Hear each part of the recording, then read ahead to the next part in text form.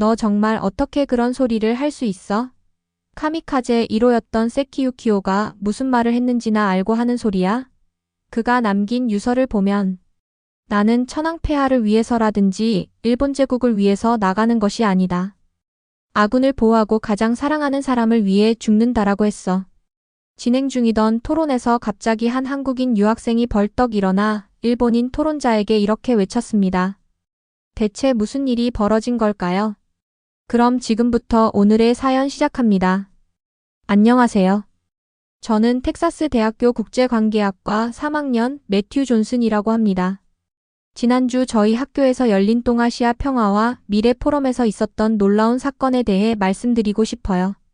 매년 개최되는 이 포럼은 아시아 지역의 역사적 갈등과 미래 협력 방안을 논의하는 학술 행사인데 올해는 특히 많은 아시아 유학생들이 참여했죠.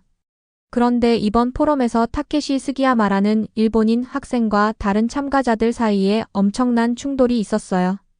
그날 이후 타케시는 캠퍼스에서 모습을 감추었고 그 후로 한동안 타케시가 이미 일본으로 돌아갔을지도 모른다는 이야기도 들려왔어요.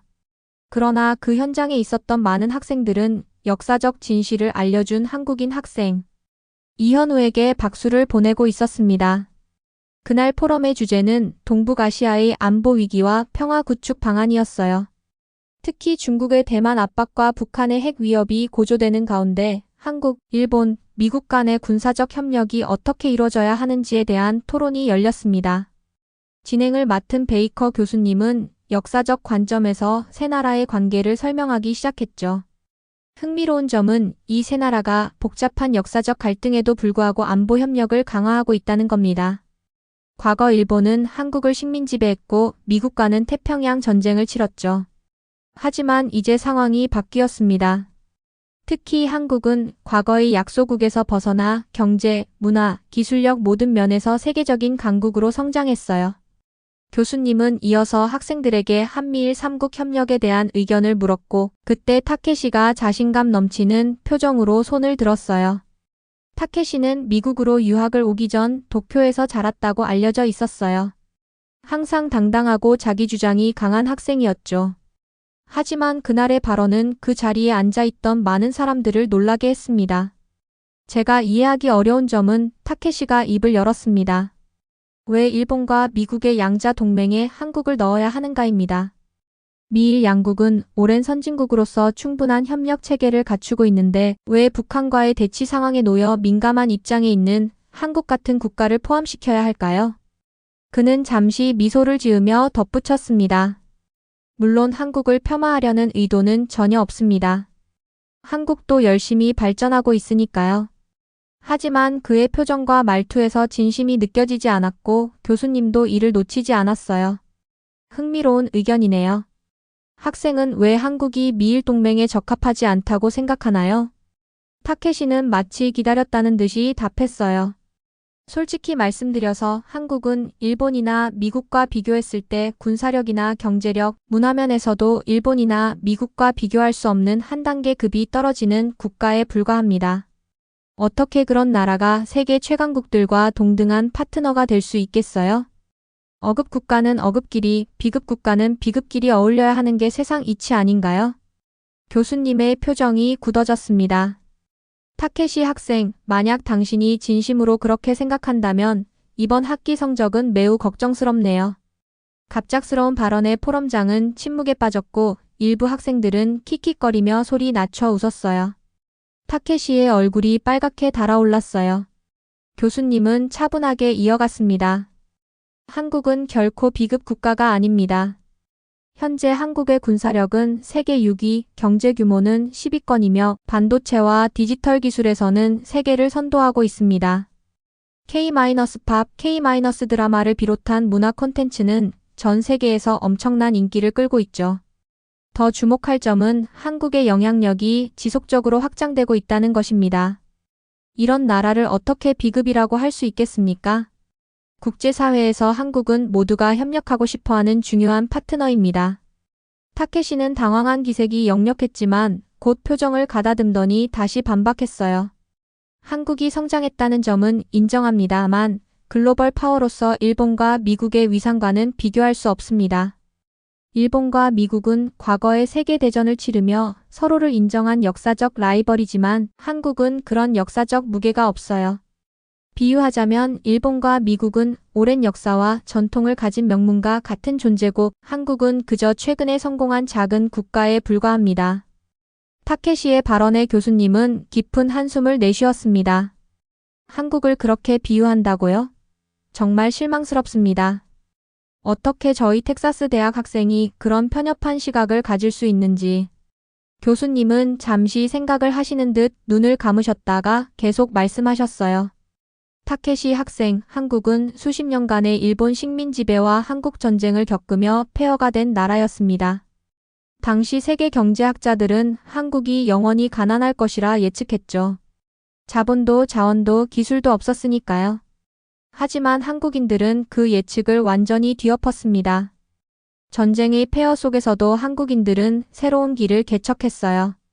전쟁 후 미국과 국제사회의 원조를 기반으로 도로, 철도 등 사회 기반 시설을 재빨리 복구하고 비료와 시멘트 같은 전략 산업을 육성한 것이 그 시작이었습니다. 이렇게 기반 시설이 만들어지자 경제개발 5개년 계획을 수립하여 수출 중심의 공업화를 이뤄낸 것이 한국의 저력이라고 볼 수 있습니다. 이런 과정을 통해 한국은 경제의 고도 성장의 시기를 맞이할 수 있었죠. 또한 1990년대 IMF 위기 때도 한국은 과감하게 반도체 산업으로 경제 구조를 전환하며 위기를 기회로 바꿨어요. 많은 나라들이 이런 경제 위기에서 회복하지 못했지만 한국은 끈기와 창의성으로 오히려 더 강한 국가로 재탄생했습니다.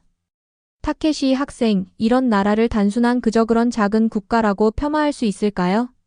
타케시는 당황한 표정으로 아무 대답도 하지 못했고 교수님은 이야기를 마무리했습니다. 한국은 엄청난 역경을 이겨내고 일어선 존경받아 마땅한 나라입니다. 게다가 경제적 성장뿐 아니라 극심한 빈곤 속에서도 평화적인 민주화를 이룬 세계적으로 유례없는 사례이기도 하죠. 이건 모든 국가에게 귀감이 되는 성취입니다. 교수님의 말씀이 끝나자 포럼장에는 감탄의 분위기가 감돌았습니다. 많은 학생들이 한국의 성취에 놀라워하는 표정이었죠. 하지만 타케시는 이런 분위기가 못마땅한 듯 불만스러운 표정을 짓고 있었어요. 교수님, 한국이 그렇게 대단한 나라라고요? 제 증조 할아버지께서는 2차 세계대전 당시 일본 제국군 장교셨는데 그분에게 들은 이야기는 전혀 다릅니다. 당시 한국은 그저 일본의 한 지방에 불과했고 일본은 아시아를 이끄는 강대국이었죠. 타케시는 오만한 표정으로 계속했어요. 그때는 미군도 일본의 군사력을 두려워했다고 들었어요. 일본의 카미카제 특공대가 출동하면 미 해군은 공포에 떨었다고요. 그리고 지금도 일본은 세계 3위의 경제 대국입니다. 이것이 바로 일본이 신의 축복을 받는 나라라는 증거가 아닐까요? 교수님의 표정이 점점 어두워졌습니다. 지금 무슨 말을 하는 건가요? 인간을 폭탄으로 사용한 비극적 역사를 자랑스럽게 말하고 있는 건가요? 교수님은 평소엔 온화한 분이었지만 지금은 명백히 화가 나신 상태였어요. 그럼에도 타케시는 멈추지 않았습니다. 카미카제 부대원들은 천황을 위해 명예롭게 목숨을 바친 영웅들입니다. 그들이 그토록 용감하게 싸울 수 있었던 건 일본 민족의 우수성 때문이었죠. 교수님은 깊은 실망감을 감추지 못하며 말씀하셨습니다. 타케시 학생, 역사를 제대로 배우지 않은 것 같군요. 이참에 일본 제국주의 시대의 또 다른 어두운 역사에 대해 언급하지 않을 수 없겠습니다. 난징 대학살에 대해 들어본 적 있나요? 교수님은 강의실 스크린에 역사적 자료들을 띄우기 시작했습니다. 1937년 12월 일본군은 중국 난징을 점령한 후 6주 동안 최소 20만 명, 일부 기록에 따르면 30만 명이 넘는 민간인을 무차별적으로 학살했습니다. 여성들은 성폭행당했고 아이들조차 잔인하게 살해되었습니다. 이것은 20세기 가장 참혹한 전쟁 범죄 중 하나로 기록되어 있습니다. 교수님이 역사적 사진들과 생존자 증언을 보여주자 포럼장에 있던 사람들은 충격에 휩싸였습니다. 많은 학생들이 고개를 돌리거나 눈을 감았어요. 하지만 타케시는 침착한 표정으로 자리에서 일어났습니다. 교수님, 그 숫자는 명백히 과장된 것입니다. 일본 역사학자들에 따르면 실제 사망자는 수천 명 정도에 불과했고 그마저도 대부분 전투 과정에서 발생한 것이죠. 그의 말에 저를 비롯한 학생들은 아연실색했고 교수님의 표정은 더욱 엄중해졌습니다. 타케시 학생, 지금 당신은 국제적으로 인정된 역사적 사실을 부정하고 있습니다. 난징 대학살은 수많은 증언과 사진, 외국인 목격자들의 기록, 심지어 일본군 장교들의 일기까지 다양한 사료로 증명된 사건입니다. 심지어 도쿄 전범 재판에서도 이 사실이 인정되었죠. 교수님은 추가 사진들을 보여주며 계속했습니다. 여기 존 라베라는 독일인 사업가의 일기가 있습니다. 그는 나치 당원이었음에도 난징 안전구역을 설립해 약 20만 명의 중국인을 보호하려 했고 일본군의 잔혹행위를 상세히 기록했습니다. 또한 미국인 선교사 민니 보트린의 증언도 있죠. 이런 제3자의 기록들을 모두 거짓이라고 말할 수 있습니까? 타케시는 흔들리지 않았습니다. 그들의 기록도 당시 혼란스러운 상황에서 오해한 것일 수 있습니다. 일본은 아시아를 서구 제국주의로부터 해방시키려 했을 뿐입니다. 지금 교수님은 승자의 관점에서 역사를 왜곡하고 있습니다. 강의실 뒤쪽에서 한 남학생이 벌떡 일어났습니다. 한국에서 온 이현우 학생이었죠. 현우는 차가운 시선으로 타케시를 바라보며 조용히 말했습니다. 타케시, 너 정말 어떻게 그런 소리를 할 수 있니? 역사적 사실을 왜곡하면 안 돼. 카미카제 대원들은 자발적으로 죽은 게 아니었어. 타케시, 넌 카미카제 1호였던 세키유키오가 무슨 말을 했는지 알고나 하는 소리야? 그는 자신이 카미카제 1호로 지명된 뒤 유서를 남겼는데 그 유서에 나는 천황폐하를 위해서라든지 일본 제국을 위해서 나가는 것이 아니라고 했어. 아군을 보호하고 가장 사랑하는 사람을 위해 죽는다고 하면서 나갔다고. 그리고 자신처럼 유능한 파일럿을 죽게 하는 일본은 끝이라는 말을 마지막으로 남겼어. 넌 도대체 역사 시간에 뭘 배운 거냐? 타케시는 현우를 향해 불편한 표정을 지으며 말했습니다. 너는 뭔데 나를 그렇게 쳐다보는 거야? 내가 뭘 잘못했지? 난 역사적 사실만 말했을 뿐이야. 너도 알다시피. 현우는 차분하게 대답했습니다. 네가 뭘 잘못했는지 모른다는 게 더 큰 문제야. 카미카제 대원들이 영웅적으로 싸웠다고 생각하는 건 완전한 오해야. 그들은 일본 군부에 세뇌당하고 강요받은 불쌍한 희생자들이었어. 그런 비극적 역사를 미화하는 건 그들의 진짜 희생을 모독하는 행위야. 현우의 말에 강의실은 찬물을 끼얹은 듯 조용해졌습니다. 학생들은 역사의 무게를 느끼며 생각에 잠겼어요. 하지만 타케시는 망신당했다는 생각에 더욱 격분한 듯 했습니다. 내가 뭘 안다고. 내 증조 할아버지가 일본군 장교였어. 내가 더 잘 알지. 카미카제 부대원들은 용감하게 싸웠고 그들이 출격하면 미군은 공포에 질려 도망쳤다고. 그들이 세뇌당했다니 말도 안 돼. 현우는 여전히 침착하게 답했습니다. 맞아, 미군은 죽음을 두려워하지 않는 카미카제 특공대를 무서워했어. 하지만 너 알아? 그들이 마지막으로 외친 말은 어머니였어. 왜 그랬을까? 일본군이 그들의 가족을 인질로 잡고 자살 공격을 강요했기 때문이야. 카미카제 특공기는 착륙 장치조차 없었어. 이륙하면 돌아올 수 없도록 설계된 죽음의 비행기였다고. 이 말에 강의실은 충격에 휩싸였습니다. 일부 학생들은 눈물을 훔치기도 했습니다. 타케시마저 잠시 말문이 막힌 듯 했지만 곧 다시 분노를 표출했습니다. 전쟁에는 희생이 따르는 법이야.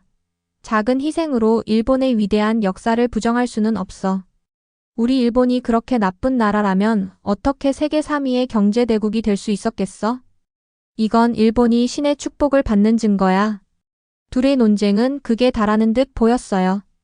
그러나 교수님께서 둘의 논쟁을 제지시켰고 분이 풀리지 않은 타케시는 포럼장을 박차고 나가버렸어요.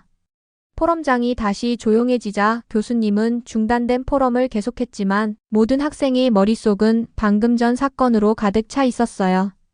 그 사건 이후 타케시는 거의 캠퍼스의 모습을 드러내지 않았습니다.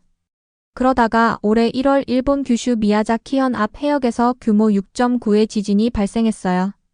진원의 깊이는 약 30km이며 이로 인해 미야자키현과 시코쿠, 일부 지역에 쓰나미주의보가 발령되었다는 뉴스가 나왔어요. 다행히 큰 피해는 보고되지 않았어요. 일본 기상청은 이번 지진이 난카이 해곡 대지진과 관련이 있을 가능성을 조사 중이며 향후 며칠간 추가적인 지진 발생 가능성에 대한 소식도 들었어요. 그 뉴스를 듣고 저는 난카이 해곡에 대해서 찾아봤어요. 난카이 해곡 대지진은 규모 89에 달할 수 있는 대규모 지진으로 일본 정부는 30년 이내에 발생할 확률을 70에서 80%로 보고 있다고 했어요. 저는 일본에서 빈번한 지진을 생각하면서 타케시를 떠올렸어요. 일본인들의 역사 왜곡과 그들이 저지른 못된 악행이 함께 생각나면서 한편으로는 인과응보라는 생각도 들었지만 다른 한편으로는 안타까운 마음이 들기도 했습니다. 일본인들이 세계로부터 단절된 채로 그렇게 편협하게 섬에 갇혀 살아가고 있으니까요. 자료를 찾다 보니 놀랍게도 일본은 아시아에서 가장 많은 전쟁 범죄를 저질렀으면서도 자연재해의 피해를 가장 많이 입는 국가였어요. 일본은 20세기 초 한국을 식민지배하며 엄청난 자원 수탈과 문화 말살을 저질렀고 젊은이들을 강제징용해 전쟁터로 끌고 간 것도 모자라 취업사기, 납치, 협박 등으로 한국의 여성들을 군대로 보내 위안부를 하게 만들었어요. 중국에서는 난징 대학살을 비롯해 수많은 만행을 저질렀고 필리핀, 인도네시아 등 동남아시아에서도 무자비한 학살과 약탈을 자행했고요. 그런데 이런 역사적 만행에 비례하듯 일본은 지진, 쓰나미, 태풍 같은 자연재해를 끊임없이 겪으면서 살고 있는 거예요. 특히 2011년 후쿠시마 원전 사고를 일으킨 대지진과 쓰나미는 일본 역사상 최악의 재난 중 하나였어요. 흥미로운 점은 일본이 그토록 많은 재난을 겪는 반면 한국은 상대적으로 큰 자연재해로부터 안전하다는 사실이었습니다. 지도를 자세히 살펴보니 일본 열도는 환태평양 조산대 중심부에 올라앉아 있고 일본을 경계로 북아메리카판과 유라시아판, 필리핀판, 태평양판이 교차를 하고 있어서 지진과 화산 활동이 빈번하다는 것도 알게 되었어요. 일본 열도가 한반도를 태평양의 지진과 쓰나미로부터 보호하는 방파제 같다는 사실 알고 있었어? 정말 신기한 우연이지 않아? 현우는 의미심장한 미소를 지으며 대답했습니다. 과학적으로 설명할 수 없는 일들이 세상에는 많지. 만약 일본의 계속되는 자연재해가 과거 잘못의 대가라면 그들이 하루빨리 역사를 직시하고 반성했으면 해. 이런 대화를 나누는 동안 타케시에게 또 다른 나쁜 소식이 들려왔습니다. 일본 정부가 또다시 교과서 검정을 통해 독도를 자국 영토로 표기하고 난징 대학살과 위안부 문제를 축소하거나 삭제한 역사 교과서를 승인했다는 뉴스였어요. 이에 한국과 중국이 강력하게 항의하면서 동아시아 외교 갈등이 고조되고 있었습니다. 이 뉴스를 접한 타케시는 갑자기 활기를 되찾은 듯 했어요. 봐, 이게 바로 일본 정부의 공식 입장이야. 독도는 일본 영토고 난징 사건은 과장됐다고. 그의 발언에 저는 깜짝 놀랐습니다. 현우는 그의 발언을 듣고 차분하게 접근했습니다. 타케시, 독도는 역사적, 지리적, 국제법적으로 명백한 한국 영토야. 일본이 자국 교과서에서 아무리 왜곡해도 사실은 바뀌지 않아. 1900년 대한제국 칙령 41호부터 시작해서 수많은 역사적 문헌이 이를 증명하고 있어. 현우는 자신의 태블릿을 꺼내 여러 역사적 문헌과 지도를 보여주기 시작했습니다. 봐, 이건 1667년 일본 도토리번의 공식 문서야. 여기서 울릉도와 독도 당시 죽도라 불림가 조선 영토임을 인정하고 있어. 심지어 1877년 일본 메이지 정부의 태정관 지령에서도 울릉도와 독도는 일본과 관계없다고 명시하고 있지. 타케시는 잠시 당황한 기색을 보이다가 반박했습니다. 그건 오래된 문서일 뿐이야. 1905년 일본이 공식적으로 다케시마 독도의 일본식 이름을 자국 영토로 편입했어. 현우는 고개를 저으며 대답했습니다. 그 시기는 일본이 한국을 강제 병합하기 직전 러일 전쟁 중이었어. 국제법상 불법 점령 상태에서의 영토 편입은 무효야. 그리고 2차 세계대전 후 연합국 최고사령부 지령, 샌프란시스코 조약에서도 독도는 일본 영토에서 제외됐어. 이 대화를 지켜보던 다른 학생들도 현우의 설명에 고개를 끄덕였고 타케시는 점점 코너에 몰리는 듯 했습니다. 이런 논쟁이 이어지는 가운데 교수님 이동북 아시아의 평화와 한미동맹에 대해 강의를 시작하셨습니다. 한미동맹은 단순한 군사적 협력을 넘어서는 포괄적 파트너십으로 발전해 왔습니다. 경제, 기술, 문화 등 다양한 분야에서 양국은 긴밀히 협력하고 있죠. 특히 최근 중국의 부상과 북한의 핵 위협, 일본의 역사, 왜곡 문제가 지속되는 상황에서 한미동맹의 중요성은 더욱 커지고 있습니다. 교수님은 화면에 다양한 자료를 보여주셨습니다. 한국은 미국에 신뢰할 수 있는 파트너로 민주주의와 인권, 자유시장 경제 등 공통된 가치를 추구합니다. 또한 지난 70년간 한미동맹은 동북아시아의 평화와 안정을 유지하는 중요한 축이었습니다. 타케시는 불만스러운 표정으로 질문했습니다. 하지만 미일 동맹이 더 오래되고 전략적으로 중요하지 않나요? 일본은 미국의 첫 번째 파트너였고 여전히 아시아에서 가장 강력한 미국의 동맹국입니다. 교수님은 고개를 끄덕이며 대답하셨습니다. 미일 동맹도 물론 중요합니다. 하지만 동북아 평화를 위해서는 한미일 세 나라의 협력이 필수적이죠. 특히 한국은 지정학적으로 대륙 세력과 해양 세력을 연결하는 교량 역할을 하고 있어 그 전략적 가치가 매우 높습니다. 또한 한국의 소프트 파워는 전 세계적으로 영향력을 확대하고 있어 미국의 아시아 전략의 중요한 자산이 되고 있습니다. 교수님은 이어서 설명했습니다. 가장 중요한 것은 역사를 직시하고 미래를 함께 그려나갈 수 있는 파트너십입니다.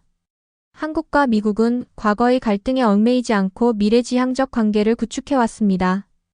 반면 일본은 여전히 과거사 문제에 대한 올바른 인식이 부족하다는 점이 한일 관계와 미일 관계에도 걸림돌이 되고 있습니다. 타케시는 더 이상 반박하지 못했고 현우를 포함한 많은 학생들이 교수님의 발표에 깊이 공감하는 모습이었습니다. 저는 우연히 도서관 앞에서 타케시를 마주쳤고 그가 역사책 여러 권을 들고 있는 것을 발견했습니다. 표지를 보니 난징의 진실, 강제징용의 역사, 일본 제국주의와 식민지배 같은 책들이었어요. 이제야 진실을 알고 싶어졌나 보네? 제가 조심스럽게 말을 건넸습니다. 타케시는 잠시 망설이더니 작은 목소리로 말했습니다. 난 정말 몰랐어. 일본에서는 이런 역사를 제대로 가르치지 않았거든. 항상 일본의 위대함만 강조하셨고 알아가는 건 결코 늦지 않아. 타케시는 고개를 끄덕였습니다. 현우한테 사과해야 할 것 같아. 그리고 더 많은 것을 배우고 싶어. 다음 날 타케시와 현우가 캠퍼스 근처 카페에서 오랜 시간 대화하는 모습이 보였어요. 처음에는 어색해 보였지만 점차 대화를 나누는 듯 했어요. 나중에 현우에게 물어보니 타케시가 진심으로 사과했고 더 많은 역사적 사실을 알고 싶다고 했다고 합니다. 심지어 독도를 직접 방문해보고 싶다고 했다네요. 타케시의 변화는 놀라웠습니다. 그는 캠퍼스 내 아시아 역사 연구 모임에 가입했고 일본의 전쟁 범죄와 과거사 문제에 대한 발표를 준비하기 시작했습니다. 처음으로 역사의 진실을 마주한 그의 용기가 존경스러웠어요. 현우와 타케시는 이제 서로를 이해하려고 노력하는 친구가 되었고 함께 동아시아 평화를 위한 청년 포럼을 준비하기 시작했습니다. 그들의 모습을 보며 저는 진정한 화해와 평화는 역사를 직시하고 인정하는 데서 시작된다는 것을 깨달았습니다. 이 사건을 계기로 저도 한국에 대해 더 깊이 알고 싶어졌습니다. 그동안 무관심했던 동아시아 역사와 현대 정세에 관심을 갖게 되었고 다음 방학에는 서울과 독도를 방문하기로 계획했어요. 한미동맹은 단순한 군사적 협력을 넘어 민주주의, 인권, 자유 같은 공통가치를 수호하는 강력한 파트너십입니다. 역사의 진실을 인정하고 미래를 향해 함께 나아가는 한국과 미국의 관계는 동아시아 평화의 중심축이 될 것입니다. 타케시처럼 역사적 진실을 외면하던 사람들도 언젠가는 깨닫게 될 것입니다. 과거의 잘못을 인정하고 진심으로 반성할 때 비로소 진정한 화해와 평화의 길이 열린다는 것을 이제 저는 텍사스 대학교에서 동아시아 역사와 국제관계를 더 깊이 공부하고 있습니다. 언젠가 저도 한국과 미국 사이에 가교 역할을 하는 외교관이 되고 싶다는 꿈을 갖게 되었으니 어쩌면 이 모든 사건이 제 인생의 전환점이 된 셈이네요.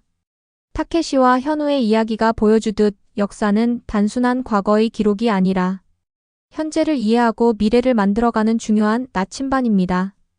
진실을 외면하지 않고 마주할 때 비로소 우리는 더 나은 미래를 향해 함께 걸어갈 수 있을 것입니다. 오늘 사연이 재밌으셨다면 좋아요와 댓글 많이 달아주세요. 오늘도 귀한 시간 내주셔서 감사합니다. 다음에 더 재밌는 사연을 여러분께 전달해 드리도록 하겠습니다. 지금까지 감동까치였습니다.